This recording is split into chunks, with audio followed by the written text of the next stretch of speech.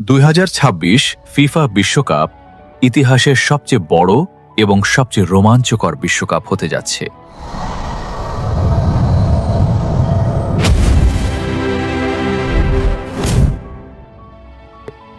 ভাবুন তো, এমন একটি বিশ্বকাপ যেখানে আগের যে কোনো আসরের চেয়ে বেশি দল, বেশি ম্যাচ এবং বেশি চমক অপেক্ষা করছে ফুটবল ভক্তদের জন্য। প্রথমবারের মতো যুক্তরাষ্ট্র, কানাডা এবং মেক্সিকো যৌথভাবে এই টুর্নামেন্ট আয়োজন করছে। আর এটাই হবে ইতিহাসে প্রথম বিশ্বকাপ যা 3টি দেশ মিলে আয়োজন করবে। কিন্তু আসল চমক এখানে শেষ নয়। 1998 সাল থেকে বিশ্বকাপে 32টি দল অংশ নিত, কিন্তু 2026 সালে সেই সংখ্যা বেড়ে দাঁড়াচ্ছে 48 দলে। এর ফলে বিশ্বকাপের ম্যাচ সংখ্যা 64 থেকে বেড়ে হবে অবিশ্বাস্য 104টি ম্যাচ।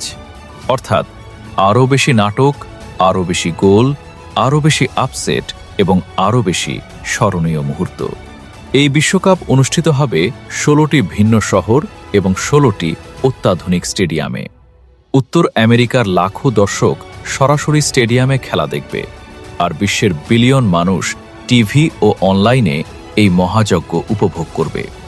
আর জানেন কি? মেক্সিকো ফুটবল ইতিহাসে এক অনন্য রেকর্ড করতে যাচ্ছে। দেশটি প্রথমবারের মতো নয়, দ্বিতীয়বারের মতোও নয়, তৃতীয়বারের মতো বিশ্বকাপের উদ্বোধনী ম্যাচ আয়োজন করবে।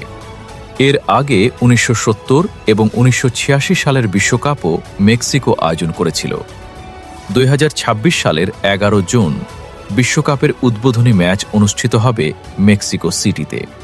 আর 19 জুলাই নিউ জার্সির বিশাল মেটলাইফ স্টেডিয়ামে অনুষ্ঠিত হবে ফাইনাল, যেখানে নতুন বিশ্ব চ্যাম্পিয়নের নাম লেখা হবে ফুটবল ইতিহাসে।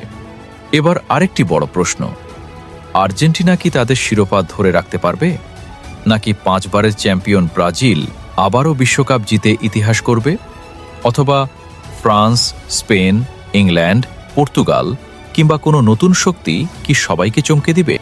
একটি বিষয় নিশ্চিত, 2026 সালের বিশ্বকাপ শুধু একটি টুর্নামেন্ট নয়, এটি হতে যাচ্ছে ফুটবল ইতিহাসের সবচেয়ে বড় উৎসব।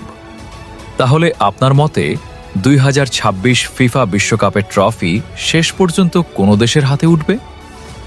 Argentina, Brazil, France, Spain, England নাকি অন্য কেউ? আপনার ভবিষ্যৎবাণী কমেন্টে লিখুন।